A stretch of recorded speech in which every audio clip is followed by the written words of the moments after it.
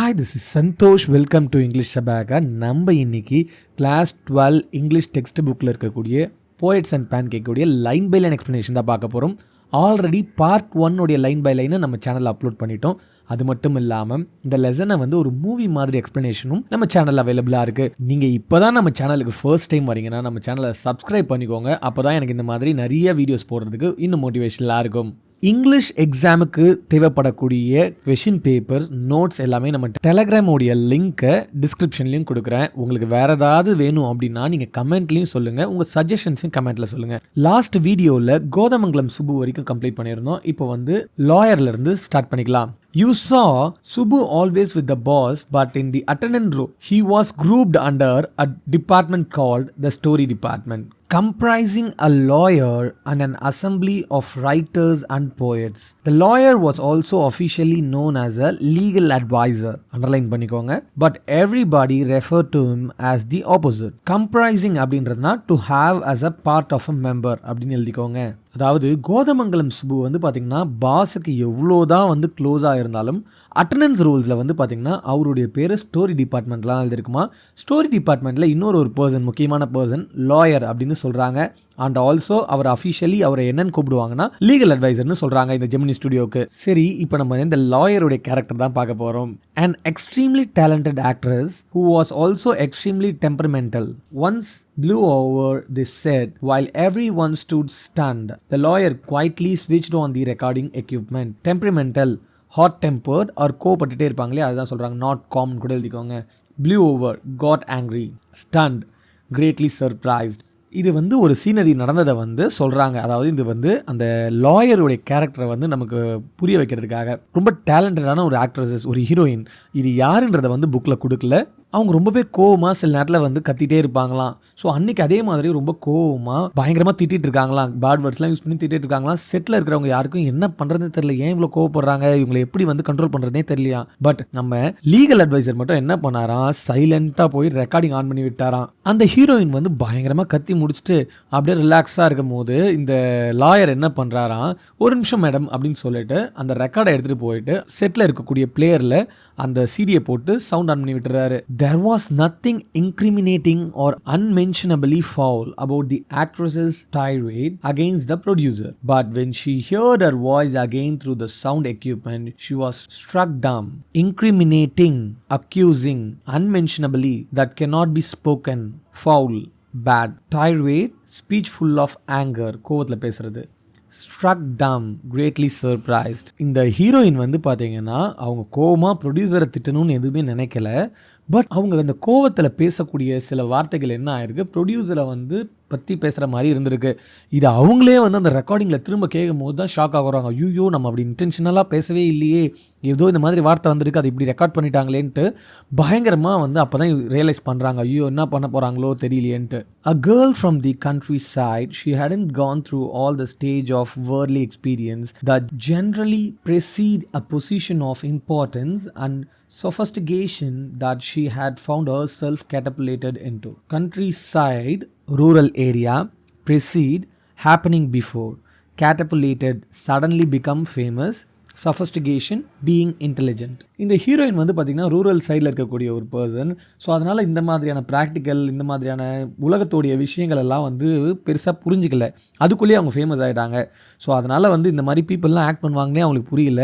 அவங்க ஏதோ கோவமாக பேச போய் அதை ரெக்கார்ட் பண்ணி இந்த மாதிரி ஆக்கிட்டாரு. அதாவது நம்ம ஆத்தர் என்ன சொல்கிறாருன்னா, இவங்க இன்னும் மெச்சூர் ஆகலை, இந்த உண்மையான உலகத்துக்கு இன்னும் வரல அப்படின்றது தான் நமக்கு சொல்ல வராரு. ஏன்னா இந்த க்ரூஷியல் வேர்ல்டில் பீப்புள் எப்படிலாம் இருப்பாங்கன்றதை அந்த ஒரு சின்ன எக்ஸாம்பிளோட நமக்கு சொல்லிடுறாங்க. இன்றைக்கி நீங்கள் ஸ்கூல் படிச்சுட்டு இருப்பீங்க, 12th ஸ்டாண்டர்ட் தான். கண்ணை மூடி திறக்கிறதுக்குள்ளே உங்கள் காலேஜ் லைஃப் முடிஞ்சு ஒரு ஒர்க் பிளேஸ்க்கு போயிடுவீங்க. அங்கே போய் பார்க்கும்போது உங்களுடைய உலகம் வேறையாக இருக்கும். அங்கே நீங்கள் இந்த மாதிரி நிறைய லீகல் அட்வைசரை பார்ப்பீங்க. ஸோ உங்களை நீங்களே எக்யூப் பண்ணி பயங்கர இன்டெலிஜென்ட்டாக இருந்துக்கோங்க. நிறைய புக்ஸ்லாம் படிங்க, உங்களை எக்யூப் பண்ணிக்கோங்க. சரி, வாங்க திரும்ப அடுத்த லைனுக்கு போயிடலாம். She never quite recovered from the terror she felt that day. That was the end of the brief and the brilliant acting career. The legal advisor, who was also a member of the story department, had unwittingly brought about the sad end. Unwittingly, unknowingly. இங்கே என்ன சொல்கிறாங்கன்னா, அந்த actresses அந்த இன்சிடெண்ட்டுக்கு அப்புறம் அவங்க வந்து பார்த்திங்கன்னா acting கெரியருக்கு வரவே இல்லையா, அவங்களோட கெரியரே முடிஞ்சு போச்சு. இந்த லீகல் அட்வைசர், அதாவது நம்ம லாயர் இருக்கார் இல்லையா, அவர் அன்இன்டென்ஷனலாக அவங்களுடைய கெரியரே ஸ்பாயில் பண்ணிட்டாரு, முடிச்சு வச்சிட்டாரு அப்படின்ற மாதிரி சொல்கிறாங்க. While every other member of the department wore kind of uniform, khadi dhoti with a slightly oversized and a clumsily tailored white khadi shirt, the legal advisor wore pants and the tie and sometimes a coat that looked like a coat of a male. Clumsily, poorly tailored, stitched coat of mail, long coat with metallic decorations. இந்த story டிபார்ட்மெண்ட்டில் இருக்கக்கூடியவங்க எல்லாமே வந்து நல்லா தோத்திஸ், அதாவது வேட்டி சட்டை தான் போட்டிருப்பாங்களாம். பட் நம்ம லீகல் அட்வைசர் மட்டும் பார்த்திங்கன்னா பேண்ட் ஷர்ட் போட்டு டைலாம் கட்டிட்டு ரொம்பவே வந்து டிப்டாப்பாக வருவாராம். ஈவன் சம்டைம்ஸ் வந்து பெரிய சைஸ் கோட்லாம் போட்டு கூட வருவாராம். Often he looked alone and helpless, a man of cold logic in a crowd of dreamers, a neutral man in an assembly of Gandhitis and Kaditis. Cold லாஜிக்ன்றதை அண்டர்லைன் பண்ணி practical நாலேஜ்னு எழுதிக்கோங்க. இந்த லீகல் அட்வைசர் இருக்கார் இல்லையா, இவர் வந்து ஒரு கோல்டு லாஜிக் பர்சன். எப்பயுமே வந்து கூலாக எது வந்து ப்ராக்டிக்கலோ அதுதான் எது யோசிப்பாராம். அண்ட் ஆல்சோ இது சுற்றி இருக்கவங்க நிறைய கனவுலேயே மெதந்துட்டு இருப்பாங்க இல்லையா, அந்த மாதிரி இருந்தாலும் இவர் எப்பயுமே ஒரு நியூட்ரலாக என்ன நடக்கும் அப்படின்றத மட்டும் தான் யோசிப்பாராம். அது மட்டும் இல்லாமல் இந்த கூட்டத்தில் இருக்கக்கூடிய எல்லாமே வந்து பார்த்தோன்னா காந்தியை ஃபாலோ பண்ணுறவங்க. அதனால தான் வந்து இந்த தோத்திஸ்லாம் காதிஸ்லாம் கட்டிகிட்டு இருக்காங்க.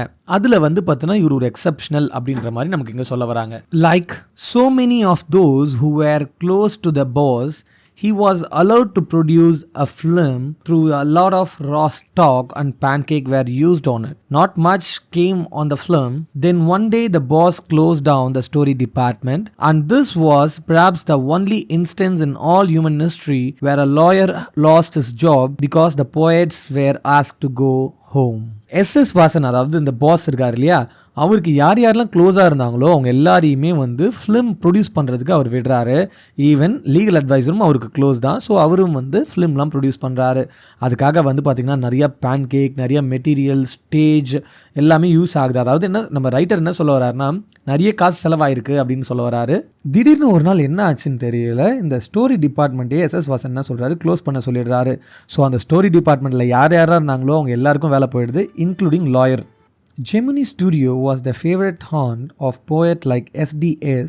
Yogiyar, Sangu Subramaniam, Krishna Sastri and Hariharnath Chottapadhyay.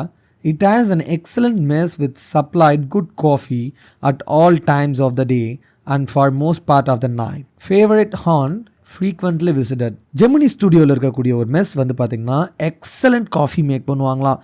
அந்த மெஸ்ஸுக்காகவே என்ன பண்ணுவாங்களாம், பகலில் ஈவன் ராத்திரிலையும் அந்த இடத்துல தான் நிறைய பேர் வந்து ஒரு கூடுற இடமா வச்சுருக்காங்க. Those where the days when Congress rule meant prohibition and meeting over a cup of coffee was rather satisfying entertainment. Barring the office boys and couple of clerks, everybody else at the studio radiate leisure, a prerequisite for poetry. Prohibition அப்படின்றது வந்து பார்த்திங்கன்னா இந்த இடத்துல நான் alcohol consumption எழுதிக்கோங்க. ஏன்னா இந்த காங்கிரஸ் இருக்கும் போது அவங்க இந்த மாதிரி ஒரு ரூலை வந்து கொண்டு வராங்க. Barring, except, leisure, rest time, prerequisite, precondition. So அந்த நாட்களில் வந்து பார்த்திங்கன்னா அது காங்கிரஸ் பவரில் இருக்காங்க இவர் சொல்லக்கூடிய காலகட்டத்தில். அப்போ வந்து அவங்க வந்து ஒரு கன்சப்ஷன் ஆஃப் ஆல்கஹாலை வந்து பார்த்திங்கன்னா ப்ரோஹிபிட் பண்ணுறாங்க. ஸோ அதனால் என்னென்னா இந்த மீட்டிங்க்கெலாம் வந்து காஃபி தான் வந்து சர்வ் பண்ணுறாங்க.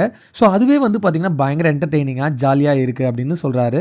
அதாவது அங்கே ஒர்க் பண்ணக்கூடிய ஆஃபீஸ் பாய், கிளர்க் இந்த மாதிரி இருக்கவங்களுக்கு மட்டும் வேலை கஷ்டமாக இருக்குமா, மற்றபடி வேறு இந்த ரைட்டர்ஸ் இவங்களாம் இருக்காங்களே, போயட்ஸ்லாம், அவங்களாம் ஜாலியாக என்ஜாய் பண்ணிகிட்டு இருக்காங்களாம். ஈவன் அங்கே இருக்கக்கூடிய எல்லாருமே என்ன நினைப்பாங்களாம், போயட்டாக இருந்தால் இல்லை ரைட்டராக இருந்தால் ரொம்ப ஜாலியாக இருக்கலாம்ப்பா அப்படின்னு நினைப்பாங்களாம். Most of them wore Gandhi and worshipped Gandhiji, but beyond that they had not the faintest appreciation for political thought of any kind. Faintest appreciation, very small knowledge. அங்கே இருக்கக்கூடியவங்க எல்லாம் என்னன்னா காதிஸ், அந்த காந்தி சொல்லக்கூடிய எல்லா விஷயங்களையும் தான் வேர் பண்ணிக்கிறாங்க. அதே மாதிரி அவர் தான் வந்து கும்பிடுறாங்க. பட் ஆனால் அவங்களுக்கு அந்தளவுக்கு பொலிட்டிக்கல் நாலேஜ்லாம் இல்லை அப்படின்னு சொல்கிறாரு. Naturally they were all averse to the term communism. A communist was a godless man. He had no filial or conjugal love. He had no compunction about killing his own parents or his children. He was always out to cause the spread unrest and violence among innocent and ignorant people. Ours against filial love, love from family, conjugal love, love among spouse or wife, compunction, guilt, always out to always ready. இங்கே என்ன சொல்கிறாருன்னா இந்த people யாருக்குமே வந்து கம்யூனிசம்ன்ற ஒரு விஷயமே பிடிக்காதான். Even அவங்க எப்படி வந்து கம்யூனிஸ்ட்டை டிஸ்கிரைப் பண்ணுறாங்கன்னா அவங்களுக்கு ஒரு ஃபேமிலி மேலே அஃபெக்ஷன் லவ்வே இருக்காது. ஈவன் அவன் வந்து அவங்களுடைய ஒய்ஃபையோ இல்லை வந்து பேரண்ட்ஸையோ கொலை கூட பண்ணுவானா.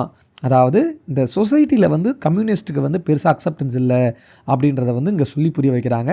அண்ட் ஆல்சோ இவங்க என்ன சொல்கிறாங்கன்னா அவங்க வந்து இன்னசென்ட் பீப்புள் மத்தியில் அன்ட்ரஸ்டான விஷயங்களை, அதாவது தேவையில்லாத விஷயங்களை ஸ்ப்ரெட் பண்ணிட்டு இருப்பாங்களாம், பிரச்சனையை கிரியேட் பண்ணுவாங்களாம், அவங்களால எந்த யூஸும் கிடையாது அப்படின்ற மாதிரி சொல்கிறாரு.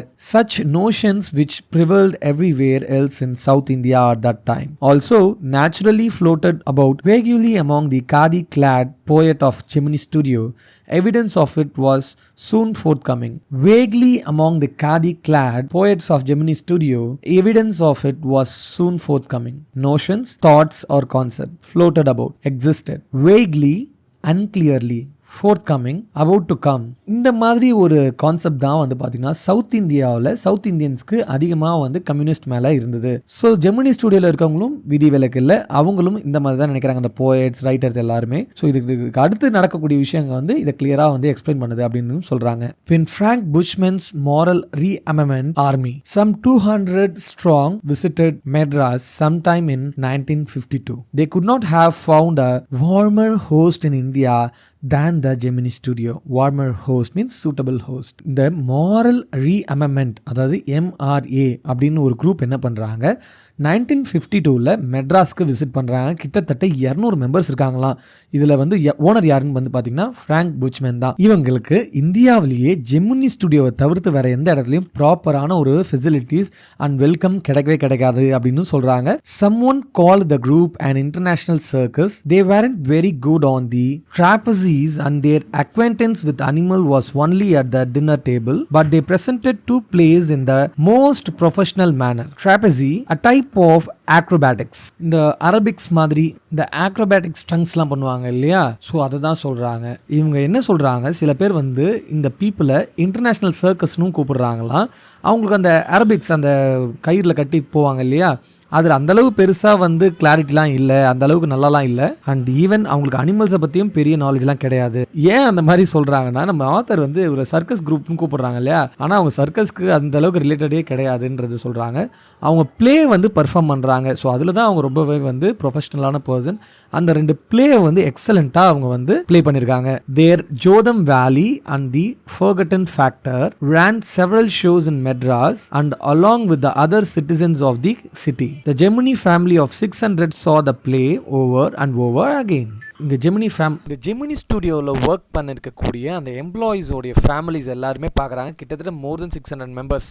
சரி, இதோட நம்ம இந்த பார்ட் 2 வீடியோவை முடிச்சுக்கலாம். இதுக்கு அடுத்த பார்ட் 3ல இங்கிலீஷ் மென்ஸ்லாம் வருவாங்க. அவங்க யார் அப்படின்றது ஒரு மிஸ்ட்ரியாகவே இருக்கும்.